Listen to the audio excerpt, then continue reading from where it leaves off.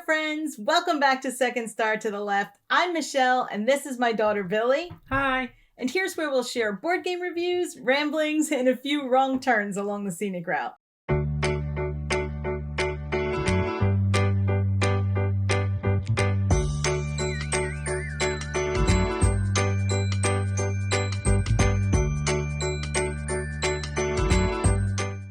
We're back this video to wrap up April, which is a bit of an up and down month for us. We played a lot of new to us games, but yet didn't play a lot of games.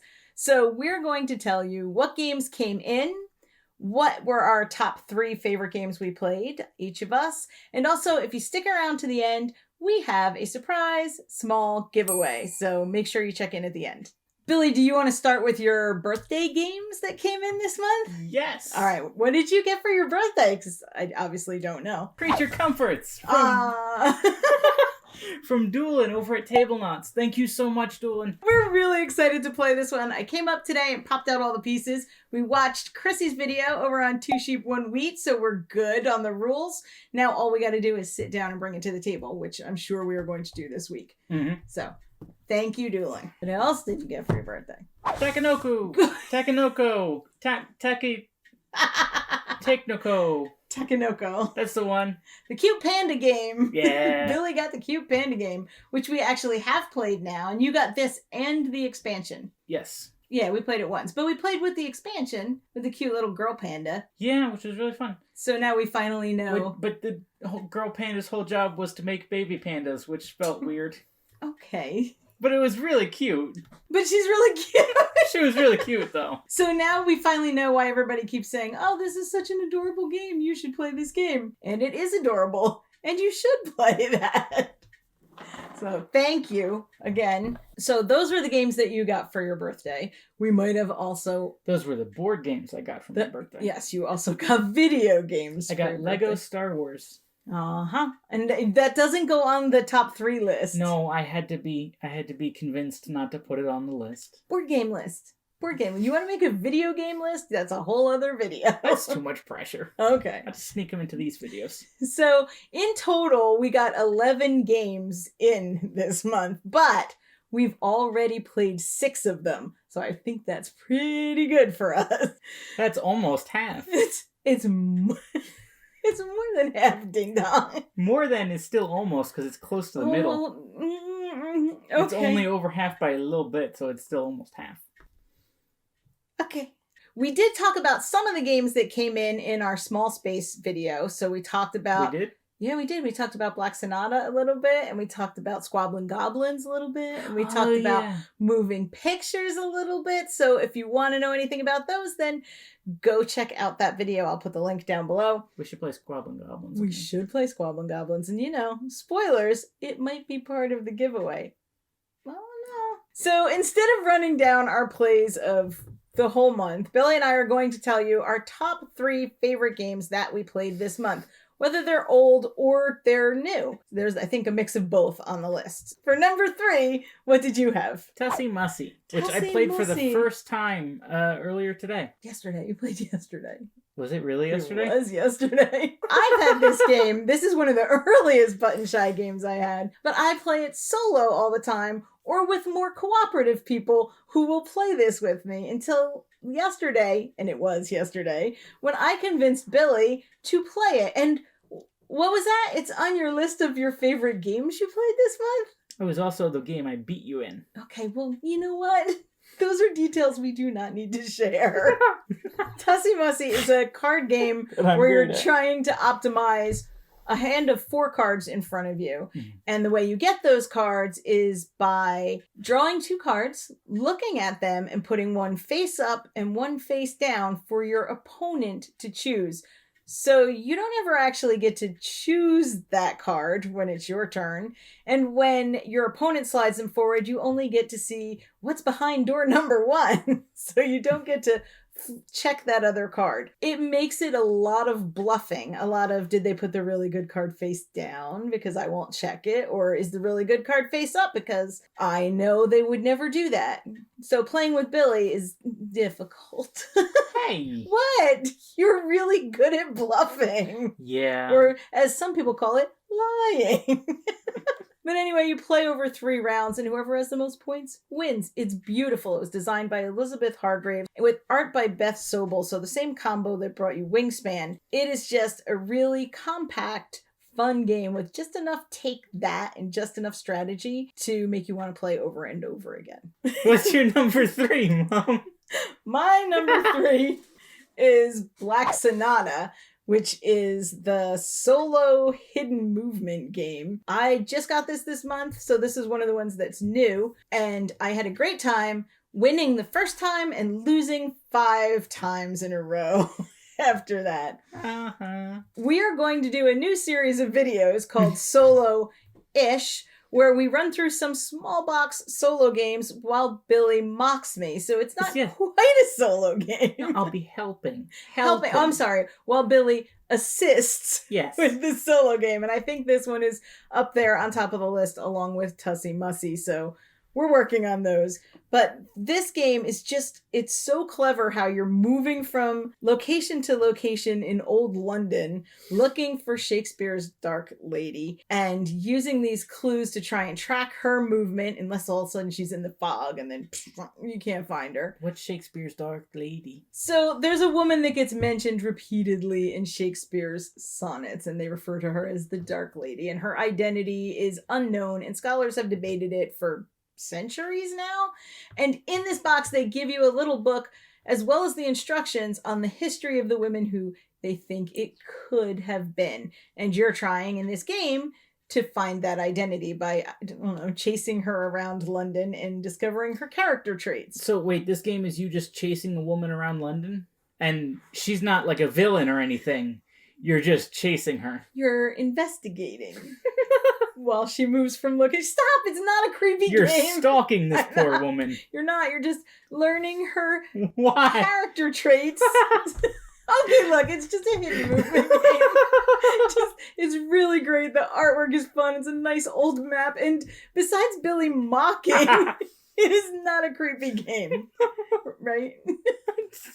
So that's my number 3 is Black Sonata. I played it 6 times this month at least, and I plan on playing it some more. What is your number 2 game? Tiny Towns. Okay. Tiny Towns. Which, I used a tiny voice. Oh my gosh. Which coincidentally is also my number 2 game. Hey. This one is one of our earlier games. Not earlier. And we love this game so much. She's not even gonna respond. We love this game so much that I spent hours giving it a beautiful sticker upgrade because I wanted it to be even more beautiful. And we have both expansions in here. We have Fortunes and Villagers. This is going to be in an episode of the Are Expansions Good for Games or Not? It is. I don't know if we've used the expansions more than once. Yeah. So, you know... once each. The thing is, when I take this game out, I want to play a game that I know so well that I don't have to look up the rules. And that's a nice, crunchy, little strategic puzzle. But see, this seems like it's on you and not on the game. That you know the game well, but you haven't taken the time to learn the expansion. Because every time we sit down, all we want to play is the base game. Well... Which is now beautiful. But if we had taken the time to learn the expansion, perhaps we'd be playing that in addition to it. Perhaps, but that is a discussion for another video. This was both of our number 2 pick for games that we played this month. And since we have had this game for a really long time, that says something about how much we love playing Tiny Towns. Okay. What's your number 1 game from this month? Rustling Leaves by Palomori. I love this. I love that you picked a roll and write for your number 1 game. I did, because I like roll and writes when they're good.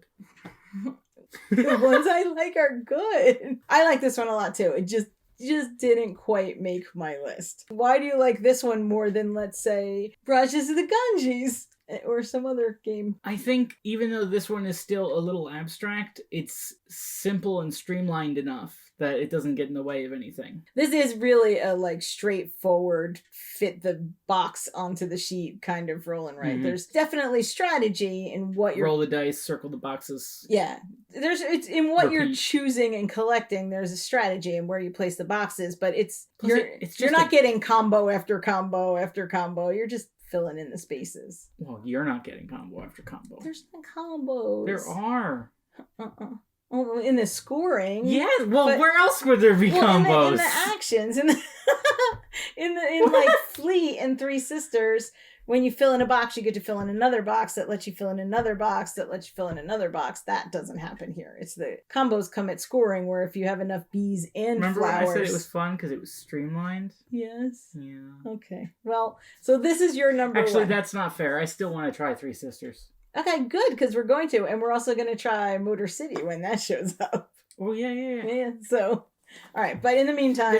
Wrestling Leaves is a beautiful game. So if I ask you to play this, you're pretty much a yes for this almost all the time. Pretty much. My number one game is Azul Queen's Garden, which I have been just drooling over. It's true. Yeah, since it was announced. And now that I have it, I love it even more. It's kind of like Azul and Calico just mushed up together and made this game. It's slowly becoming an obsession of hers. Yes, I love this game. I love that you're collecting colors and patterns. You have to pay for the tiles you put down. Every single move takes like 2 moves worth of planning. I love this game. And it took us a little bit to get the rules. We did not get it right the first time. No, we didn't get it right the first time.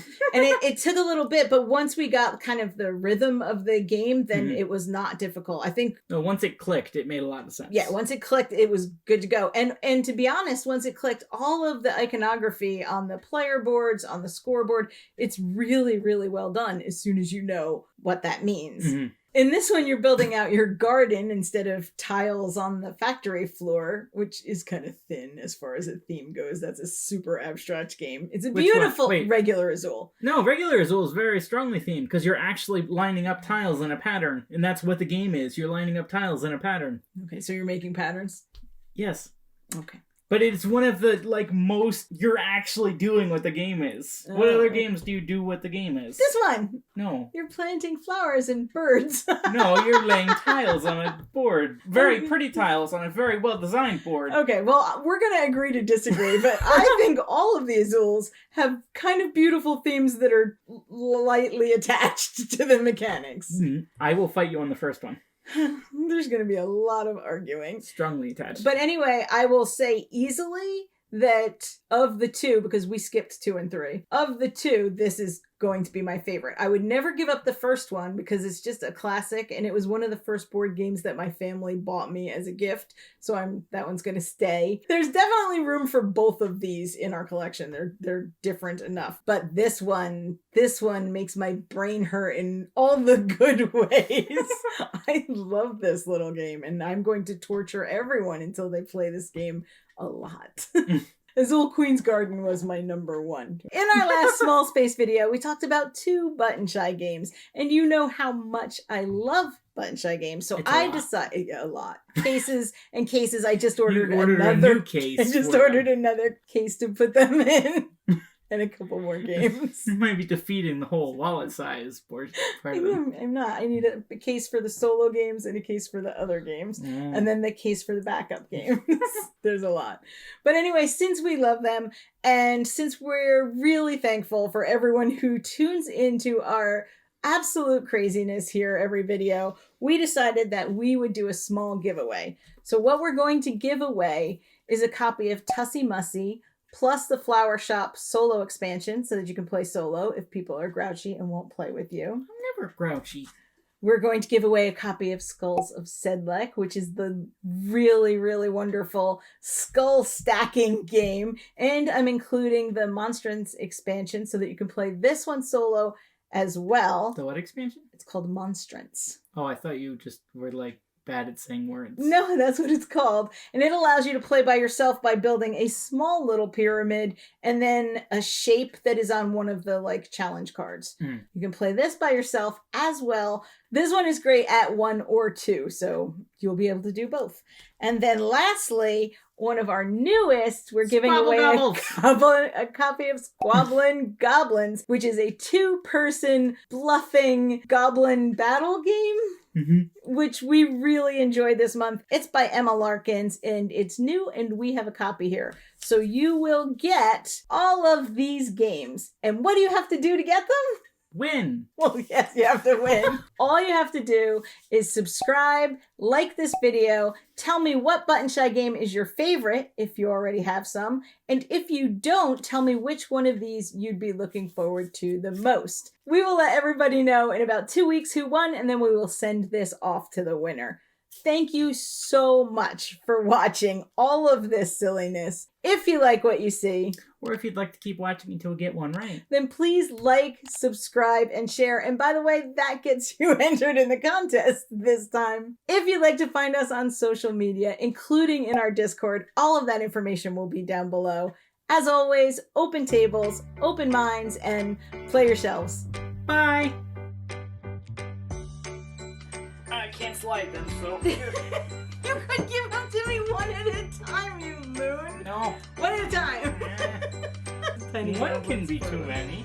With the math tonight! One too many. That's a common phrase saying. So we're... What's your number 3? Mom? Don't yell at me. You want to try that again a little less Norman Bates? What's your number 3, Mom? Okay, maybe a little less Norma Bates. Okay, ready?